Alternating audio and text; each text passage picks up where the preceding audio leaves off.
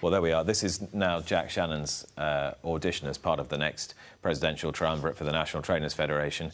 We heard about the fixture list there. Is this concentration on developmental races, so novices and maidens, and putting money into those, enough to keep owners and keep horses in training and keep the show on the road, stop the talent drain, etc.? Are they focusing in the right areas, do you think?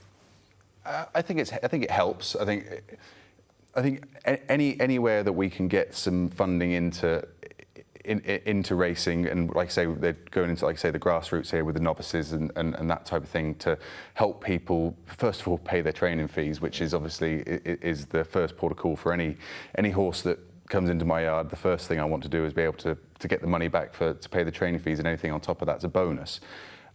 So yes, I think it's a good start, but we just need more and more of it. We need it across the board, but you know, it's going to be very, very hard to find that funding. But I think certainly concentrating on people being able to win if they can win a good novice and they can earn good prizemen, I think that's a real good step in the right direction. Because it sets them off in the right frame of mind, particularly for new owners, I suppose. 100%, and you've also got the bonus structures that are around as well. So, you know, if you've gone and bought a horse for sort of 40, 50 grand at the sales, you know, a lot of the time people can afford, you know, they go into racing, they think, oh, I can afford to buy a horse for that, but then it's the training fees that gets you, because it's, you know, they're a continuous thing.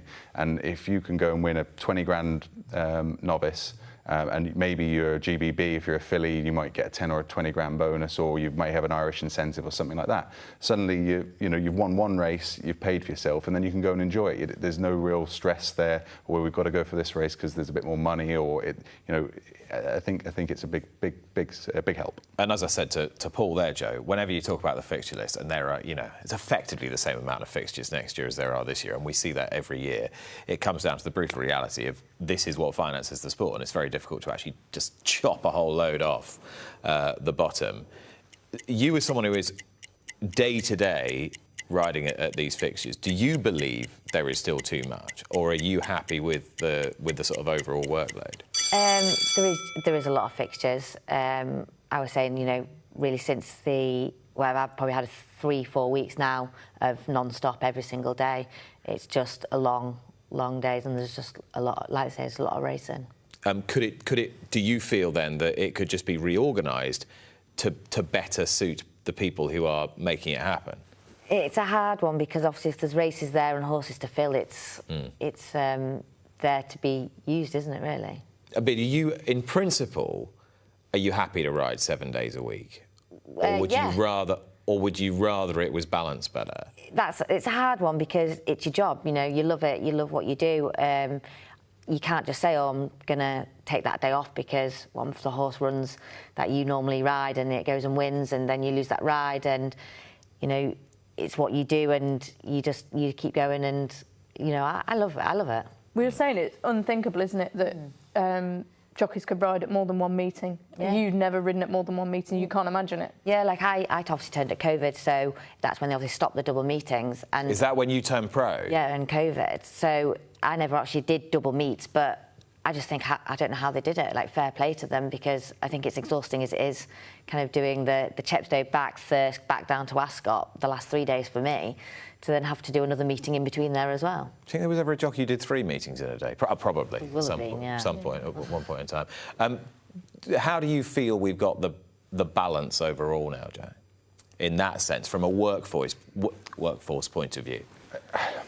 I think I still honestly believe there's too much racing. I think there's a few sort of logistical problems that I've seen from the training side of things. You know, staffing obviously is a massive issue across the industry, and, you know, I don't know the answer to this, but, you know, there seems to be creeping in a lot more evening meetings, and obviously there's a lot more racing now on Sunday, which was supposed to be obviously of a certain level, but they're creeping later and later. So they've taken the Saturday nights away next year, from a lot of the Saturday nights away, haven't they? And they've trialling some earlier finishes. They're trialling some earlier finishes. Yeah, well, that's a massive positive. But like I say, on a Sunday, I find it from purely logistical point of view, and I'm sure I'm not the only trainer, you know, it's very hard to find the staff to, you know, they're finishing very late, starting very early. They'll have to miss the next day's work, certainly if they're arriving back after a certain time.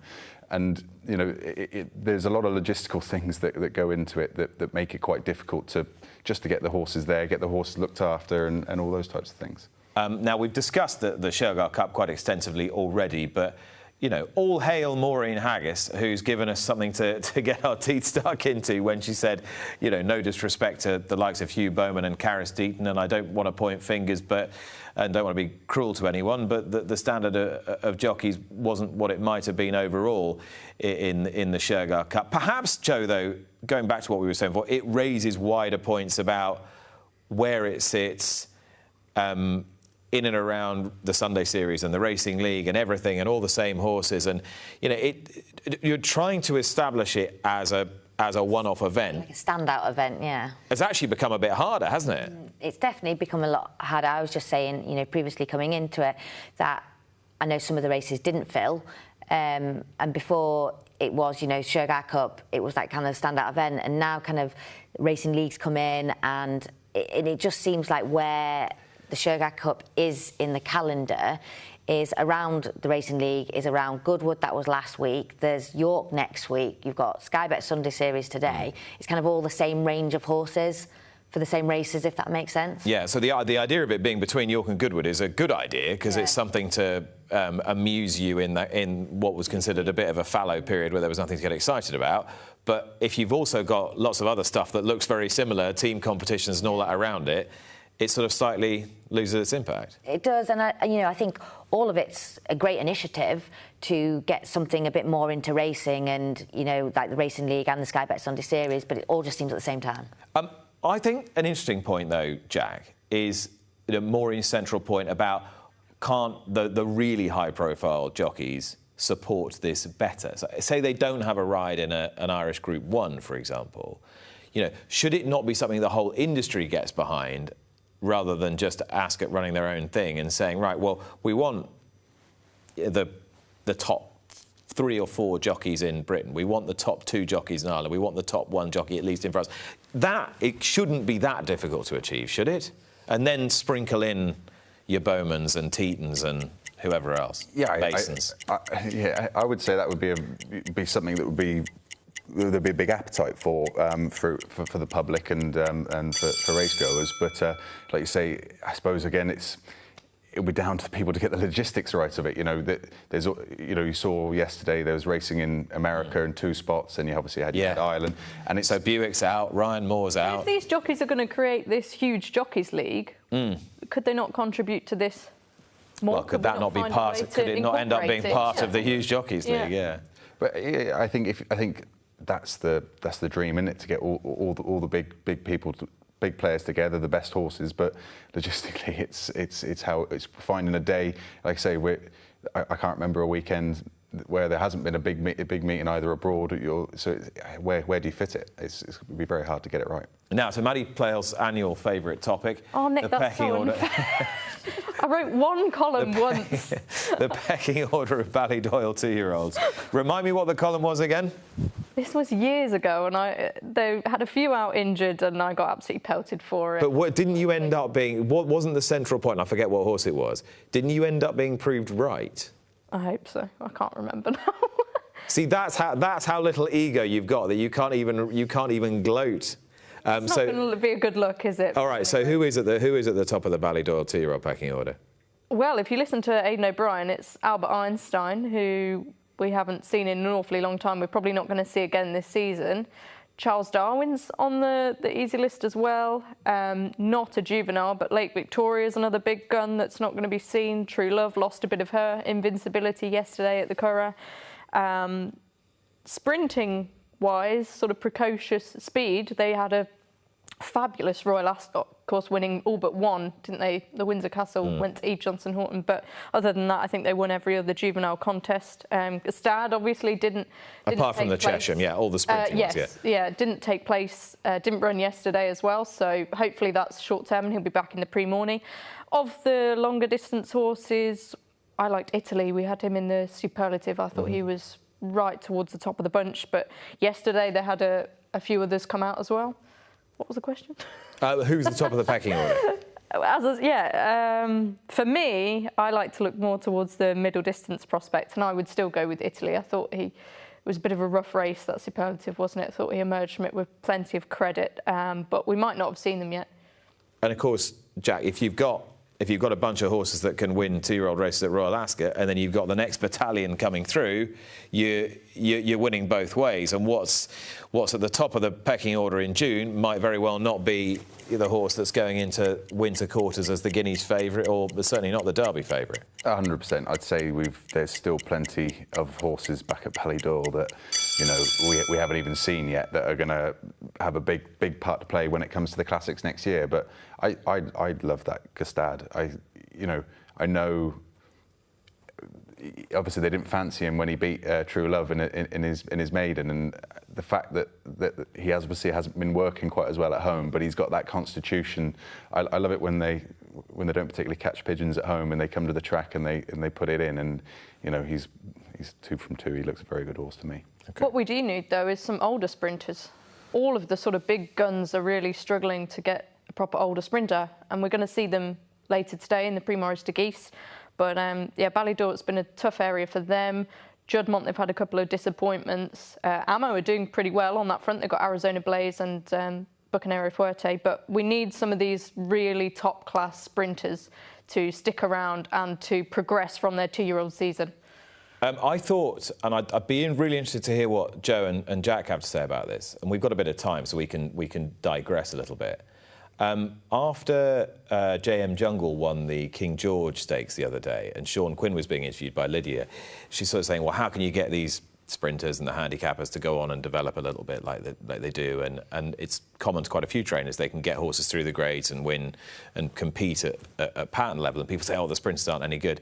And he was saying, well, we don't tend to really rush the horses as 2-year-olds, even if they've got, you know, precocious, apparently speedy pedigrees. And I do wonder whether people confuse horses that are bred to be fast with horses that are necessarily bred to be precocious. And they think because they got a speedy pedigree, they just need to get on with them, you know, run them at Royal Ascot or whatever.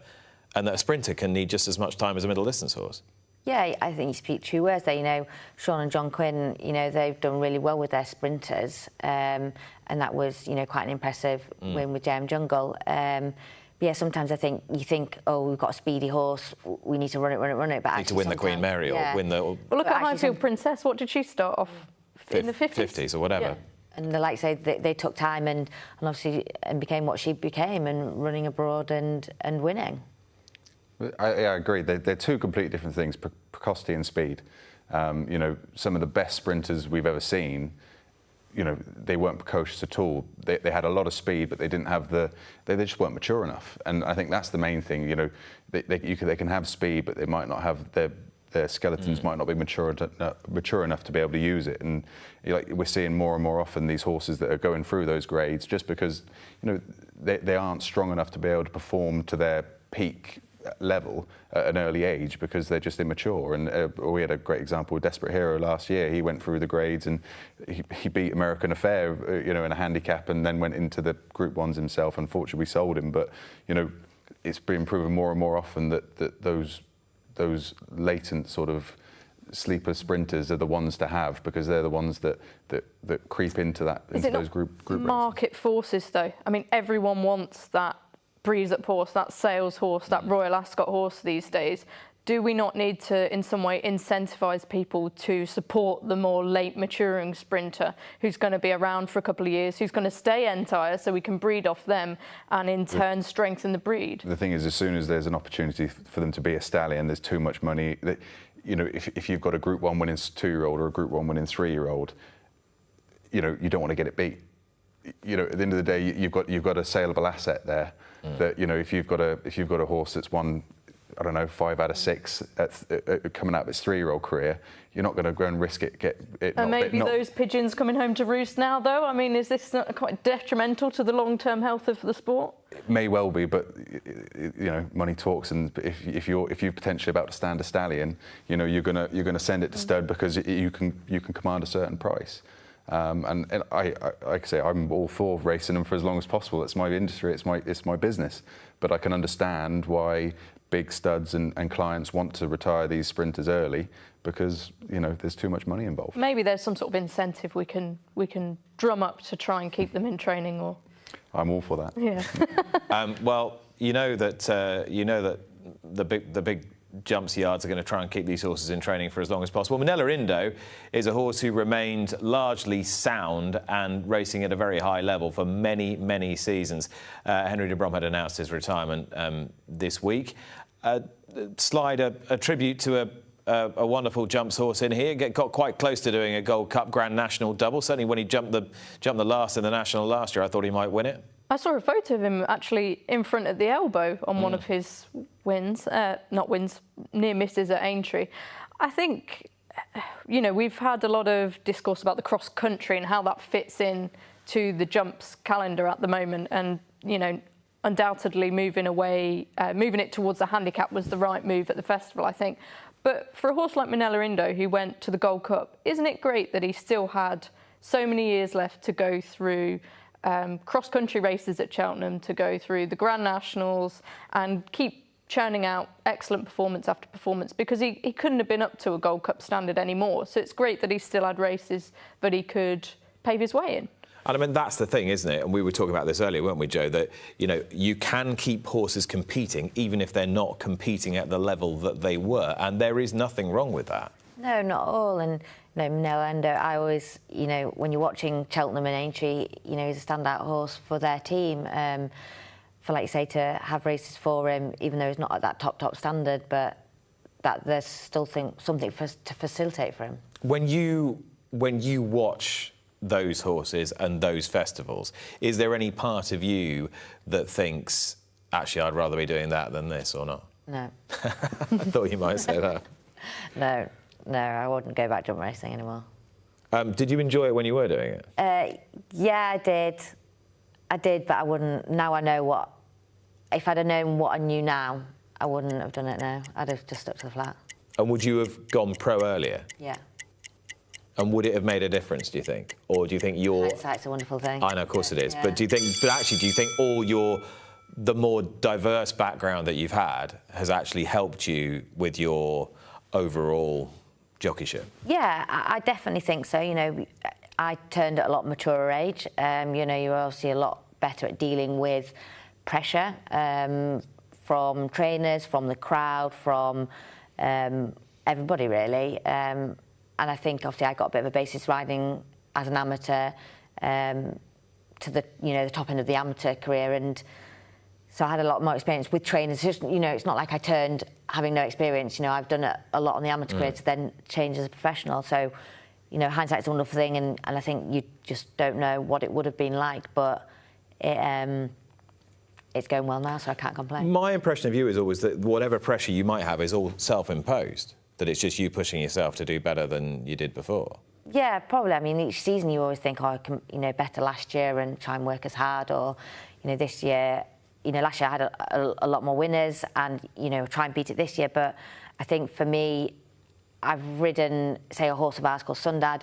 I had a winner on Derby Day. I'm just riding at the bigger days, if that makes sense. And, granted, for the team that have got me there, obviously I had the winner, not Royal Ascot, but Ascot on him as well. And, riding at some of these bigger meetings like the Shergar Cup and being able to do that.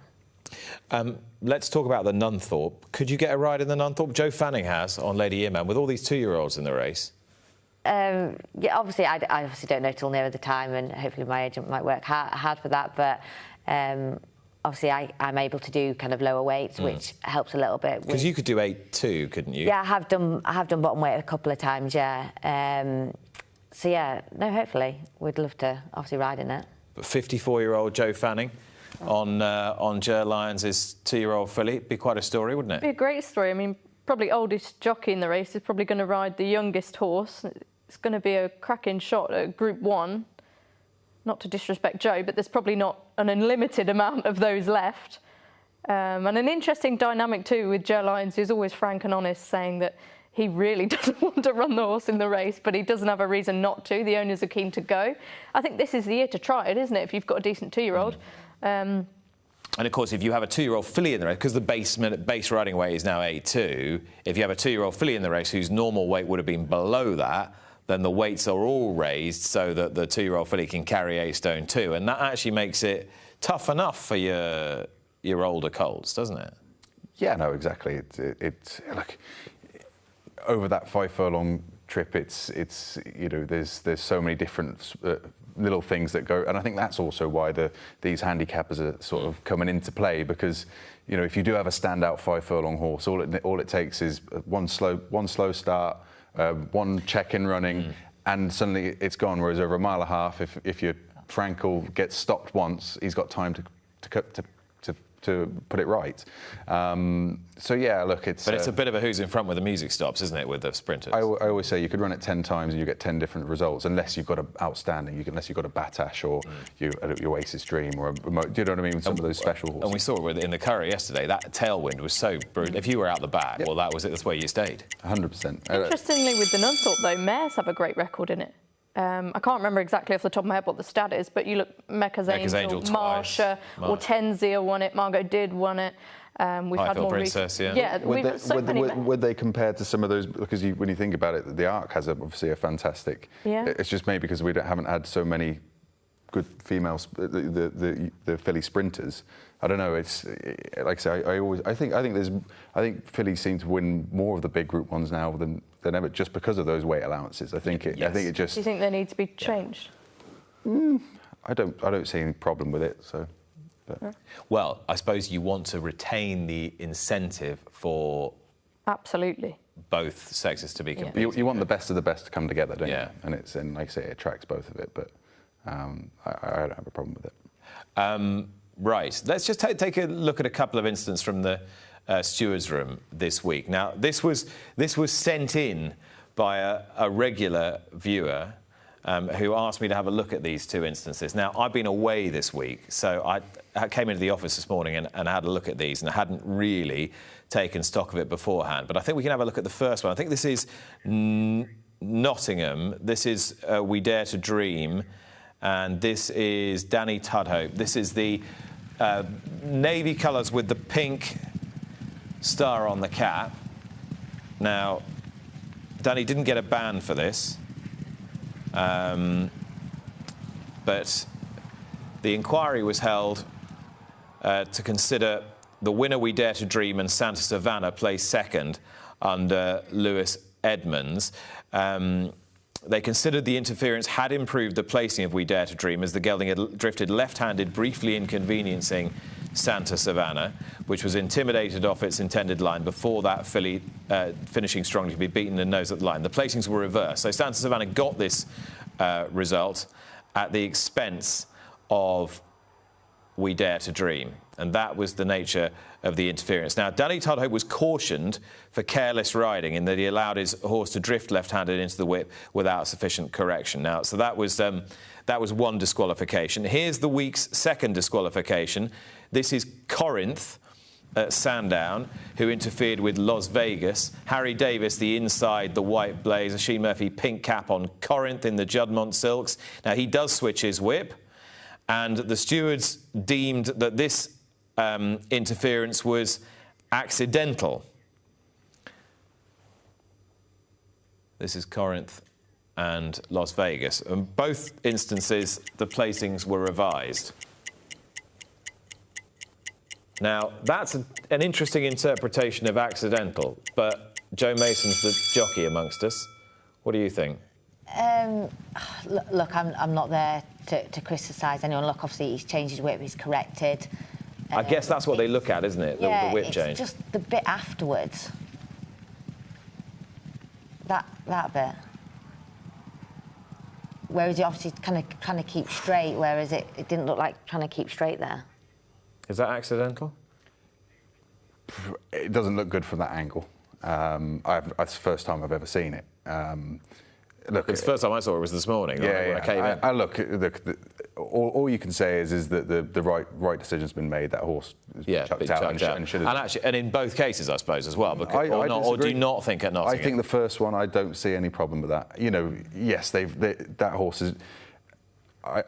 I disagree that we should be interfering in those. I think if there's clear contact. Can we have a look then? Can we have a look at the Nottingham one again? It was more intimidation, wasn't it? But how do you? Was it Haydock? But that's subjective. You know, that's someone's opinion whether. Apologies. This is Haydock. Yeah. I think with the second one, and I'm not the jockey here, so correct me if I'm wrong, but. I'm sorry, but that happens. That happens.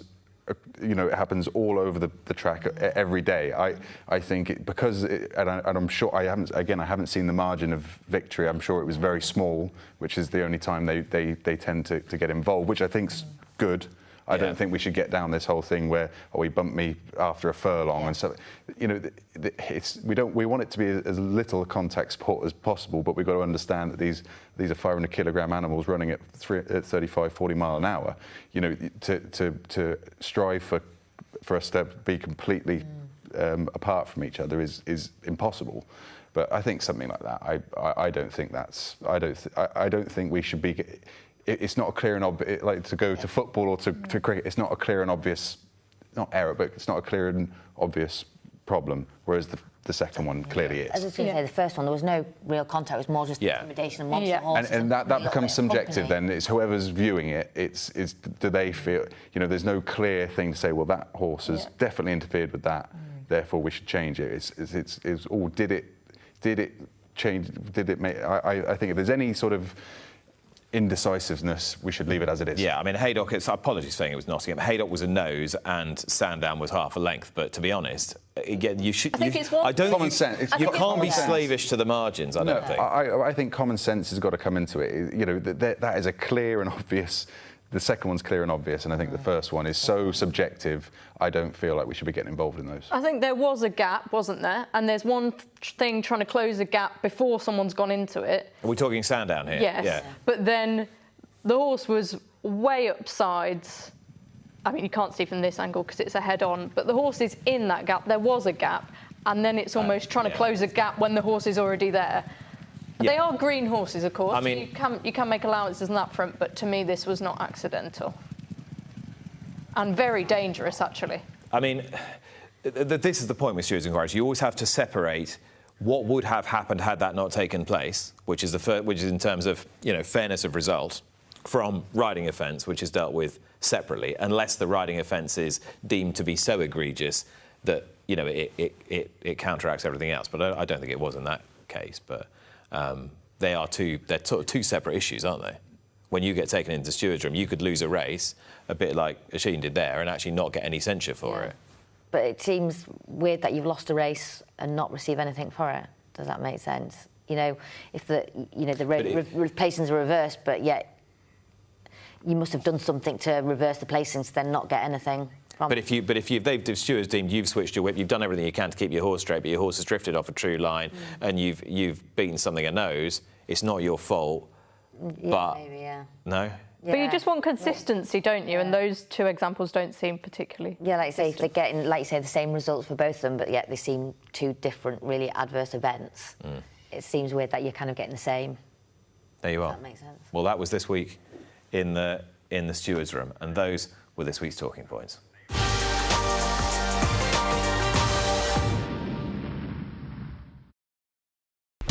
Watch live racing now on racingtv.com.